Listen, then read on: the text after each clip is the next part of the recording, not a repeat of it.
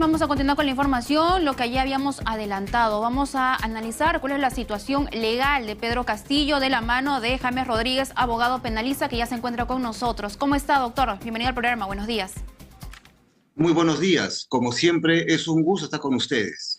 Bien, quería comenzar la entrevista a propósito de lo que acaba de decir el abogado de Pedro Castillo, Ronald Atencio, bueno, uno de sus abogados. Como se sabe, el día de hoy se tiene previsto ver este pedido del Ministerio Público de 18 meses de prisión preventiva contra Pedro Castillo y Aníbal Torres. Pero lo que él ha dicho es que no se le ha notificado y por lo tanto se retiraba del lugar y que Pedro Castillo no iba a tener abogado. ¿Qué es lo que va a suceder entonces con la audiencia? Bien, esta es una estrategia de defensa por parte de los abogados del expresidente Pedro Castillo. Sin embargo, dentro de un debido proceso, también el expresidente Pedro Castillo tiene derecho a ser notificado. Y el juez de investigación preparatoria, es decir, el que va a llevar la audiencia de este pedido de la Fiscalía para la prisión preventiva del expresidente, puede otorgar un plazo razonable, a veces es de un día o de 2 días, para poder ejercer la defensa técnica del expresidente Castillo, en este caso su derecho irrestricto a la defensa como indica o como ordena la ley. Pero muchas veces lo posterga por horas, es decir, se le notifica en este momento y se posterga la audiencia para horas de la tarde o horas pues de mañana a primera hora. Claro, pero acá hablamos de que el tiempo apremia, ¿no? Porque la detención preliminar vence a la 1:42 de la tarde del día de hoy. Esta detención por 7 días contra Pedro Castillo. Entonces, ¿hay el riesgo de que la audiencia no se lleve a cabo y que Pedro Castillo salga en libertad? No, procesalmente, una vez formalizada la acusación, es decir, pasada a una etapa de investigación preparatoria, conjuntamente con ese pedido, la Fiscalía, tengo conocimiento, que ya habría solicitado el pedido de prisión preventiva contra el expresidente. Una vez ingresado este pedido, que de acuerdo a las informaciones ya está en el Poder Judicial, el pedido del Ministerio Público de la prisión preventiva, entonces no es anticonstitucional la detención de una persona, es la práctica común en donde a la brevedad del plazo se programa la audiencia para dilucidar este pedido de prisión preventiva, que por supuesto puede ser declarada fundada, puede ser declarada infundada, no necesariamente el juez de investigación preparatoria puede ordenar una prisión preventiva de 18 meses como está solicitando el Ministerio Público, también puede ordenar una detención domiciliaria, puede ordenar una serie de arraigos que dependen de la fortaleza de los fundamentos, tanto de la Fiscalía como de la defensa técnica. Importante entonces la precisión que nos hace, eso es importante tenerlo en cuenta. Pero hablando acerca de los preceptos, ¿no?, que deben cumplirse, como el peligro de fuga, de obstaculización, ¿no? Entonces, ¿se cumplen esos preceptos para dictarse prisión preventiva? Para que se dé o se otorgue una prisión preventiva solicitada por el Ministerio Público, tienen que cumplirse 3 elementos de carácter copulativo. En palabras sencillas, tienen que darse los 3 elementos en forma sucesiva.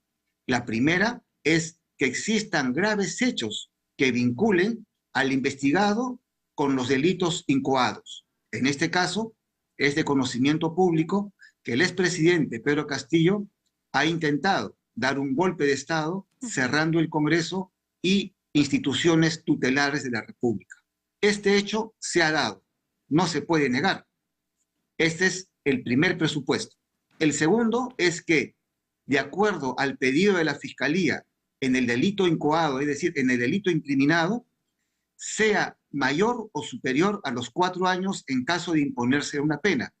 Este caso, el delito de rebelión o de conspiración, supera los 4 años, llega hasta 10 y hasta 20 años, dependiendo del delito que se le vaya a procesar, ya sea de rebelión o de conspiración. Es decir, este segundo elemento también se estaría cumpliendo. Y el tercer elemento es el peligro procesal.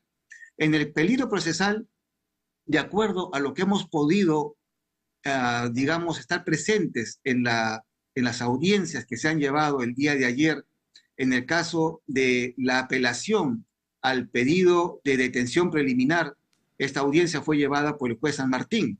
Y el juez San Martín ha dejado claramente establecido de que este peligro de fuga ha quedado bastante bien acreditado, de acuerdo a la posición del Poder Judicial, al haberse demostrado la intencionalidad del expresidente Pedro Castillo de dirigirse a la Embajada de México, y así como también el propio presidente de México haber manifestado la voluntad de asilarlo políticamente. Es decir, el peligro de sustraerse de la justicia, el peligro procesal, sí se estaría cumpliendo. En conclusión, existen altísimas probabilidades de que se declare fundada, ya sea por los 18 meses o algo menos, pero sí hay muchas posibilidades que se declare fundado el mandato o el pedido de prisión preventiva contra el expresidente Pedro Castillo. Bien, entonces tenemos que se cumplen los presupuestos y como usted bien lo ha detallado y todos los peruanos hemos sido testigos de ello, eso está documentado en imágenes, incluso de todo lo que ha estado haciendo el señor Pedro Castillo el 7 de diciembre. Pero bien, si nos puede explicar para que los ciudadanos lo tengan claro, cuando hablamos de rebelión se dice que se requieren de 2 o más partícipes. En este caso Aníbal Torres también está comprendido, pero ¿cómo se demuestra su participación?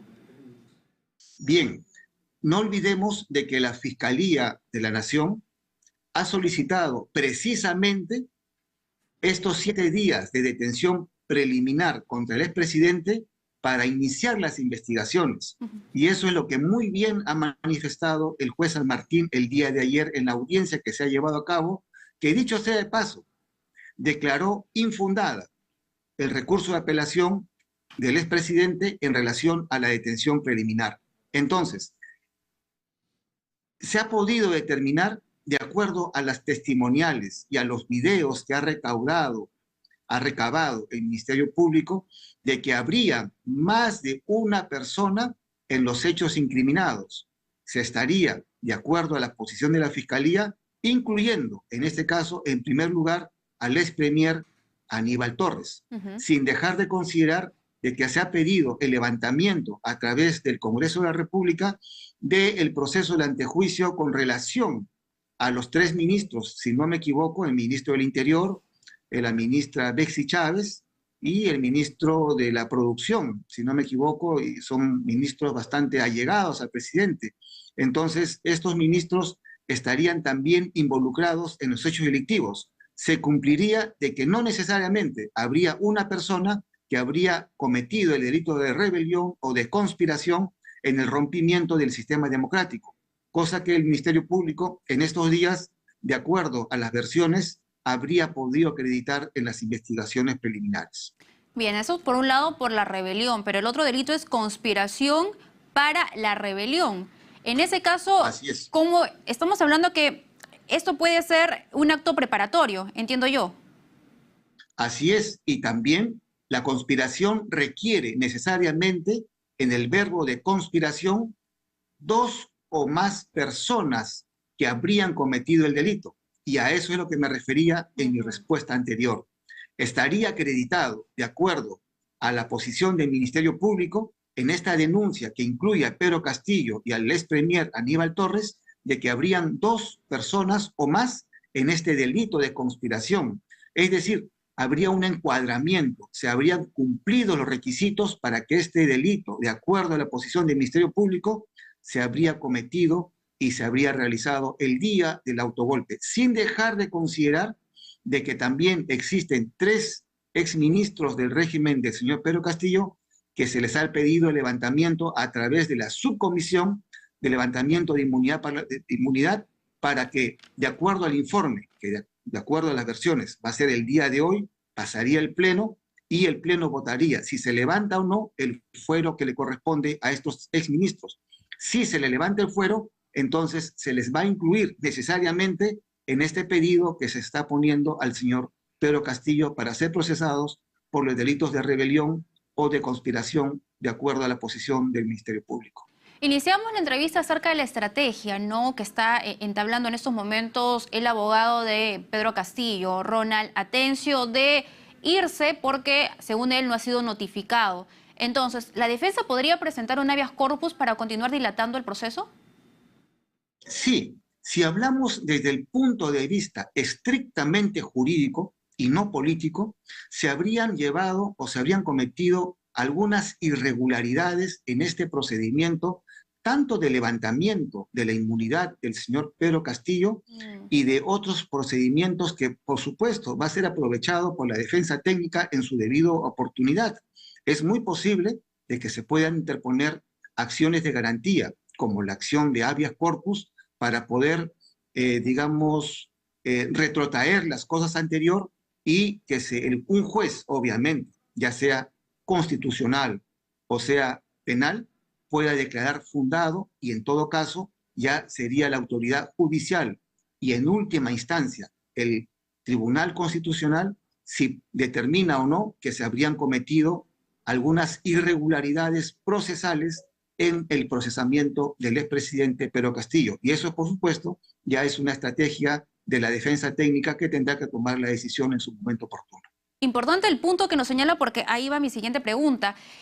Grupos de izquierda y simpatizantes de Pedro Castillo señalaban de que en el Congreso no se había respetado el debido proceso. Recordemos que el domingo, este último domingo, se estableció un pleno en el que se iba a ver el levantamiento de la prerrogativa del antejuicio a Pedro Castillo y que este se aprobó, pero lo que señalaban es que debió haber pasado por la Subcomisión de Acusaciones Constitucionales.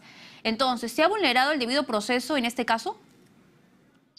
De acuerdo a el procedimiento que se lleva a cabo todos los días, nosotros los abogados que nos dedicamos al tema penal, vemos de que a la falta de un procedimiento se lleva a cabo una nulidad, es decir, un habeas corpus declara, nulo todo el proceso. Desde mi punto de vista, el Congreso de la República habría cometido algunos errores procesales. Esta es una opinión netamente jurídica, no política, porque el Congreso lo vacó al presidente Castillo por otra razón de que la citó.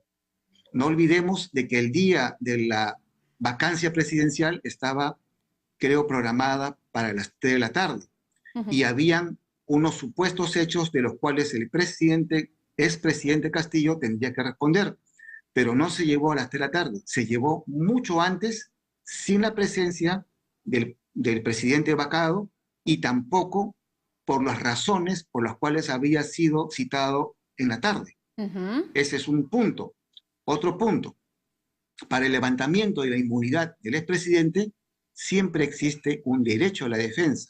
Se tendría que haber escuchado la defensa material o técnica del expresidente Pedro Castillo ante el Congreso de la República antes de haber sucedido el levantamiento de la inmunidad.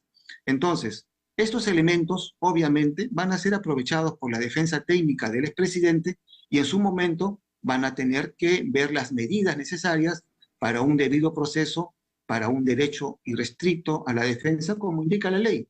Y por otra parte, el Ministerio Público está haciendo lo suyo, el Poder Judicial está haciendo lo suyo. Creo de que esto no justifica en nada los hechos del golpe realizado por el presidente Castillo, Doctor, pero siempre debe ser manejado dentro de un debido proceso. y muy brevemente, por favor, si nos adelantamos a esos hechos, a esos posibles recursos a los que adoptaría la defensa de Pedro Castillo, entonces, ¿el proceso podría caerse por ese tipo de errores o no? Más adelante, yo asumo que la defensa va a activar, ¿no? Va a poder interponer recursos, de habeas corpus para declarar nulo este procedimiento, pero ya depende de la defensa. Ya mi opinión es netamente técnica y estoy seguro que algunos procesalistas también han opinado, si no me equivoco, el día de hoy en ese sentido. Creo que esto es importante, un debido proceso, un derecho a la defensa, pero nada justifica el autogolpe realizado por el presidente Castillo, que definitivamente tiene que responder por estos hechos. Muy bien, muchas gracias. Ha sido con nosotros el abogado penalista James Rodríguez. Ahora inmediatamente nos vamos a ir con un comunicado desde Andahuaylas. Lo tenemos ahí en imágenes.